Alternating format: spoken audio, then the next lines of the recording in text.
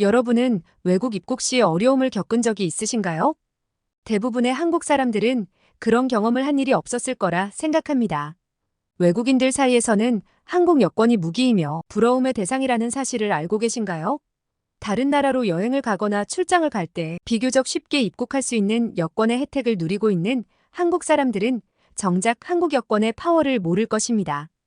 여기 한국은 후진국 동아시아 국가 중 하나라고만 알고 있던 그녀, 공항에서 한국인 유학생의 입국 상황을 보고 경악을 금치 못했는데요. 어떤 사연인지 그녀의 이야기를 들어보겠습니다. 안녕하세요. 저는 유럽의 작은 나라 벨기에에 살고 있는 니카라고 합니다. 우리 벨기에는 프랑스어와 네덜란드어, 독일어가 쓰이는 서유럽 국가이고 작지만 강한 나라로 저는 벨기에 국민으로 자부심이 있답니다.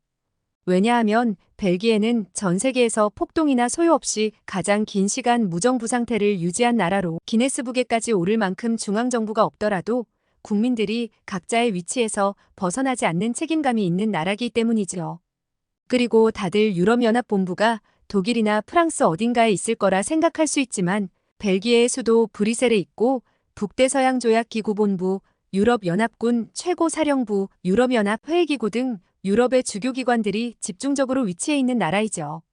서유럽의 네덜란드와 룩셈부르크와 함께 베네룩스 3국으로 불리기도 하며 서유럽의 중심이기 때문에 매년 수많은 관광객들이 많이 방문해요. 저는 어릴 적부터 벨기에의 수도인 브뤼셀에서 나고 자랐고 대학교 진학을 앞두고 고민을 하다가 저는 경제학 관련하여 전공을 택하게 되었어요. 사실 전공이라는 건 대학교에 와서 정하는 거기 때문에 저의 경제 지식과는 무관하게 막연한 관심으로 과목을 선택하게 되었죠. 배우면 배울수록 경제학이라는 학문에 빠져들게 돼 즐거움을 느끼면서 학교를 다니는 중이었어요. 대학교 생활 2년 차쯤 학교에 머리는 까맣고 황색 피부의 동양인 학생이 나오기 시작하더라고요. 그녀의 이름은 지혜였고 다른 친구들은 호기심에 관심을 가지며 그녀에게 말을 거는 친구도 있었고 인종차별을 하는 친구들도 있었죠. 제가 함께 다니는 친구들은 차별을 하지 않는 점잖고 젠틀한 친구들이라 다른 친구들이 그녀를 놀리거나 괴롭힐 때면 제 친구들이 막아서며 도와주었어요. 저는 그 친구들 무리에 함께 다녔기 때문에 속으로 그녀를 무시했지만 거의 티는 내지 않았죠. 하지만 친구들이 그녀를 대하는 모습을 보고 속으로는 비웃었고 동양인이라고 무시하고 스스로 우월감에 차 있어 진심으로 그녀에게 다가가지 않았었어요. 그리고 동양인이라고 하면 니하오, 칭챙총이 먼저 떠오르며 냄새나고 청결하지 못한 시끄러운 사람들이라는 인식이 있어 가까이 가고 싶지 않았던 것도 사실이었죠. 그리고 저는 처음에 그녀가 중국 사람인 줄 알았어요. 제가 알고 있는 동아시아 국가는 중국과 일본밖에 없었거든요. 그리고 동아시아 국가에 대해 궁금하지도 않았어요. 그런데 알고 보니 중국과 일본 사이에 낀 지도에서 잘 보이지도 않는 한국 출신이었던 거죠. 저는 후진국인 동아시아 국가에서 어떻게 유럽까지, 그것도 유럽의 중심 국가인 벨기에로 유학을 왔는지 아주 의심이 되었죠. 분명 그녀는 투명하고 공정한 방법으로 오지 않았을 거라는 합리적인 의심을 하기 시작했어요. 아마 그녀는 기부 입학을 하였거나 교수에게 부정한 청탁을 하고 입학했음이 분명하다 여겼죠. 그러던 어느 날 경제학 전공 수업 시간에 교수님이 팀워크로 할 수 있는 과제를 내주셨어요. 그 교수님은 평소에도 팀워크나 팀 프로젝트 과제를 굉장히 중요하게 생각하는 분이셔서 누구와 함께 팀 구성이 되느냐가 정말 중요했죠. 무임승차하는 팀원 하나 잘못 만나면 고생할 게 뻔해 서로 눈치를 보며 누구와 한 팀이 될지 긴장하는 상황이었어요. 팀 프로젝트 과제는 동아시아 국가 중 한 나라와 유럽 국가 중 한 나라를 정해 비교를 하여 제출하는 것이었죠. 학생들은 왜 동아시아 국가를 해야 하는지 비웃는 학생들도 있었고 교수님의 말에 그냥 수긍하는 학생들도 있었어요. 한 학생이 왜 하필 비교를 유럽 중 한 국가와 동아시아 국가를 정해서 하냐고 물었더니 여러분은 벨기에를 보고 있는 타국의 시선이 어떤지 알고 있냐고 되물으셨죠. 그러자 한 남학생이 벨기에는 유럽 국가들 중에 영토는 작지만 유럽의 중심 기관이 이곳에 있으니 벨기에를 작지만 강하고 무서운 나라로 여길 것 같다고 하였어요. 교수님은 그 말도 물론 일리가 있지만 요즘 시대에 세계 여행이 잦아지고 각종 SNS가 발달되면서 벨기에 시민들의 의식과 교양 수준의 민낯이 드러나고 있다고 하였죠. 다들 무슨 말인가 의아해하며 교수님을 바라보았더니 교수님은 바로 유튜브에 올라온 인종차별 영상을 보여주었어요. 화면 속 벨기에 사람은 동양인으로 보이는 여성에게 니하오거리는 건 기본이고 여자를 보고 한국에서 왔냐고 술 마시자고 야유하며 교양 없는 모습을 보여줬죠. 하지만 이건 약과였어요. 교수님이 보여주신 다음 영상은 더 충격적이었죠. 관광객으로 보이는 동양인 여성이 가방을 메고 거리를 두리번거리며 걸어가는데 어떤 자전거가 그녀 옆을 지나가면서 머리에 손에 갖고 있던 소스를 부으니 당황해하는 그녀의 표정을 보며 웃고 조롱하며 도망가는 것이었어요. 같은 벨기에인이지만 그 영상을 보는데 제가 그런 것처럼 얼굴이 화끈거리고 다들 강의실에 앉아있는 그녀에게 괜히 미안해하는 표정이었죠. 교수님은 이어 말씀하시길 이 장면을 다른 나라 사람들이 보면 벨기에 국민들을 어떻게 생각할 것 같냐고 반문을 하셨고 아까 자신있게 대답을 하였던 남학생은 있는 듯 없는 듯 조용히 입을 다물고 있었고 나머지 학생들은 본인이 잘못한 듯 고개를 떨구고 있었어요. 교수님은 이게 벨기에 국민들의 민낯이라고 아마 여기 강의실에 앉아있는 학생들도 아시아인들을 무시하고 조롱한 경험이 분명 있을 거고 겉으로 표출은 안 했더라도 속으로 무시하는 마음을 품고 있는 사람들이 있을 거라고 하셨죠. 그러면서 여러분들이 그렇게 조롱하고 무시하는 나라가 유럽 국가의 경제력과 비교했을 때 어느 수준인지 깨닫고 최소한 경제학과라면 숫자와 통계를 보고 비교할 수 있는 눈을 가져야 하지 않겠냐며 동아시아 국가에 대해 알아보라고 하셨죠. 저는 교수님의 말씀을 듣고 제 마음속에 들어갔다 나오셨나 속으로 많이 찔렸어요.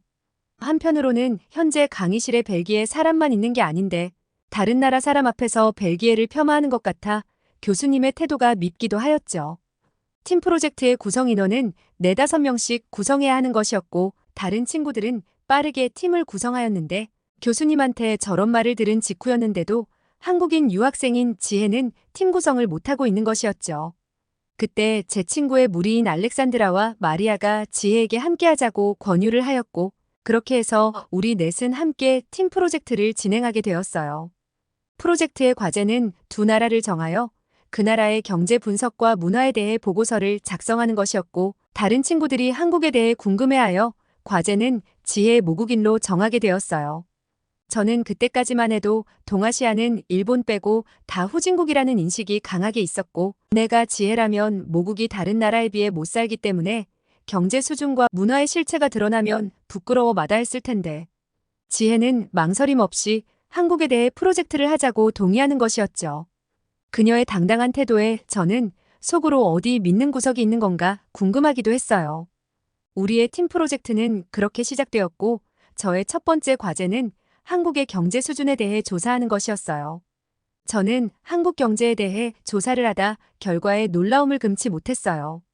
한국의 GDP는 세계 15위 안에 드는 놀라운 상황이었죠.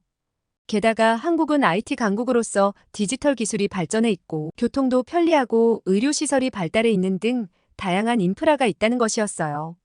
어떻게 분단 국가이고 아직 전쟁 중인 국가라고만 믿었던 한국이 세계 15위 안에 들다니 스스로 조사한 결과지만 믿을 수가 없었어요.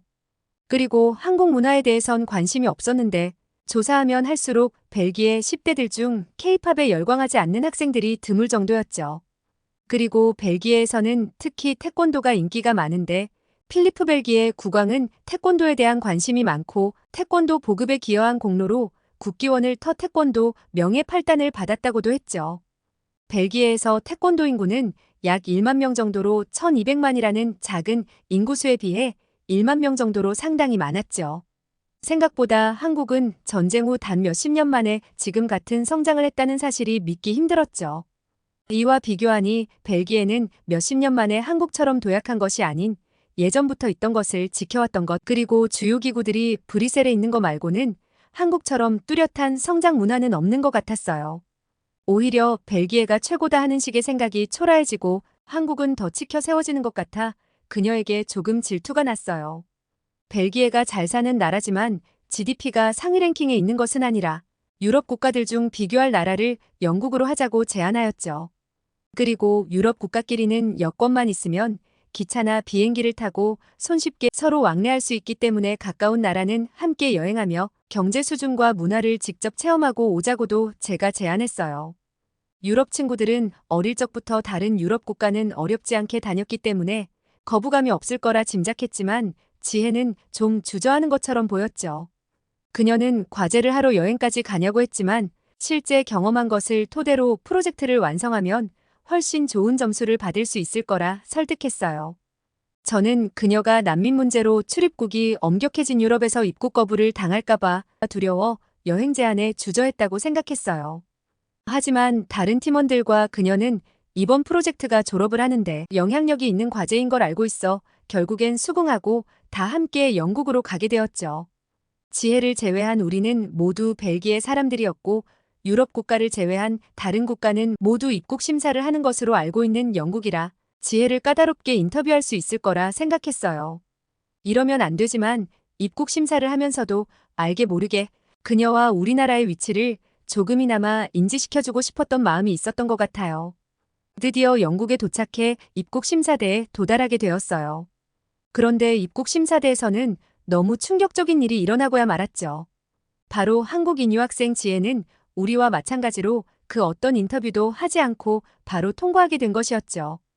저는 너무 황당해 되려 입국 심사원들에게 질문을 하였죠. 최근 난민 문제가 심한데 그것도 동양인을 이렇게 쉽게 받아주도록 당신의 정부에서는 수락을 한 거냐고 되물었고 입국 심사 직원의 대답은 너무 놀라웠어요. 당신은 한국이라는 나라를 모르나요? 입국 심사대 직원으로 20년째 일하고 있지만 한국 사람들은 무비자로 모든 유럽 나라를 통과할 수 있습니다. 한국의 여권 파워를 아직 모르시는군요. 한국은 무비자로 입국할 수 있는 국가, 즉 무사증 입국 가능국 수는 총 189국이고 이 정도면 거의 프리패스급입니다. 당신은 몇 개의 나라를 아시나요? 어느 나라에 가보셨나요? 한국이라는 나라에 가보셨나요? 벨기에 사람들이 자국민에 대한 자부심이 강한 건 알지만 한국을 모르고 가보지도 않았으면서 이렇게 당사자 앞에서 그런 이유를 묻는 건 아주 실례라고 생각합니다. 그의 말을 요약해보면 원래 한국은 전 세계 어느 나라든 비자 없이 갈 수 있는 여권이고 여권 파워로 따지면 전 세계 3위권 안에 드는 국가라고 말하는 거였죠. 한국 여권을 들고 있으면 전 세계의 웬만한 국가는 다 갈 수 있다니 한국 여권이 그 정도나 대단한 줄은 전혀 몰랐던 사실이었어요. 이후 그는 한국인 지혜에게 관심을 보이며 자기가 얼마 전에 한국에 갔다 왔다고 그곳은 아주 환상적이고 멋있으며 모든 한국 사람들이 친절하고 치안이 아주 훌륭했다고 극찬을 하며 그녀와 대화를 이어나가고 싶어 했죠. 한국이란 나라는 제가 생각하고 있던 후진국이 아니라는 뜻이었어요. 앞서 팀 프로젝트에서 한국에 대해 조사한 결과를 믿을 수 없었지만 공항 입국 심사를 하며 제가 한국에 대해 완벽히 잘 못 알고 있었다는 사실을 깨달았죠. 전 어색하게 지혜에게 다가가 한국 여권을 구경해도 되냐고 물어봤죠. 벨기에 여권도 어디 가서 뒤지지 않지만 도대체 어떻게 생긴 여권이 전 세계 국가를 쉽게 입국할 수 있는 건지 너무 궁금했거든요. 심지어 유럽 사람들이 장기 휴가지로 가는 동남아시아를 여행 갈 때도 최소 3일 전에 비자 발급을 받아야 하는데 지혜에게 물어보니 그곳마저도 한국은 무비자로 그냥 간다고 하더라고요.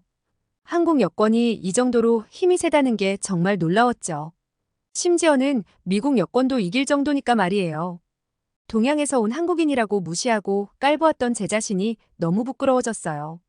팀 과제를 할 때 수치상으로 보이는 자료들로 한국의 수준을 믿지 못했지만 공항에서 입국 심사원의 말을 직접 듣고 몸소 체험하니 그제서야 머리에 돌덩이를 맞은 것처럼 띵 하더라고요. 이번 공항을 계기로 생각이 많이 바뀌어 한국이 경제대국이라는 것을 인정하고 한국 문화에 대해서도 관심 있게 알아보기 시작했어요. 그 전엔 과제를 위한 조사였다면 공항에서 있던 일 이후에는 진심으로 한국에 대해 궁금해졌고 그건 함께 간 벨기에 친구들도 마찬가지였어요. 영국에 대해 배우러 떠난 여행이 아이러니하게 지혜에게 한국에 대한 이야기를 듣는 여행이 되고 말았죠. 그녀는 과제 제출을 위해 한국에도 같이 갈 수 있으면 좋을 것 같다고 제안하였고 함께 가게 되면 가이드를 다 해주겠다고 우리에게 엄청난 기대와 설렘을 주었어요. 지혜와 한국에 대해 무시하고 안 좋은 시선으로 바라봤던 것을 진심으로 사과하고 한국의 문화에 대해 더 알아가고 싶어졌죠. 벨기에로 다시 돌아와 우리 팀은 과제를 성공적으로 마쳤고 지혜 덕분에 한국에 관련된 자료 수집은 너무 수월하게 찾을 수 있었고 그녀 덕분에 우리 팀은 가장 높은 점수를 받는 쾌거를 이룰 수 있었죠.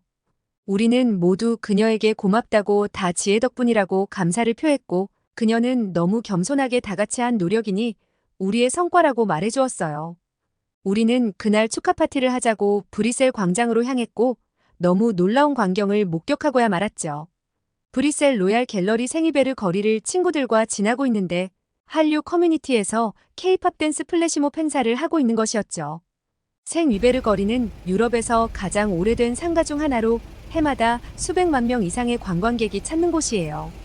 굉장히 매력적이고 신나는 음악이 흘러나왔고 수백 명의 사람들이 발걸음을 멈추고 그 음악 리듬에 맞춰 함께 흥겨워하고 있었죠. 그때 지혜도 그 음악을 아는지 흥얼거리며 리듬을 타기 시작하는 게 아니겠어요?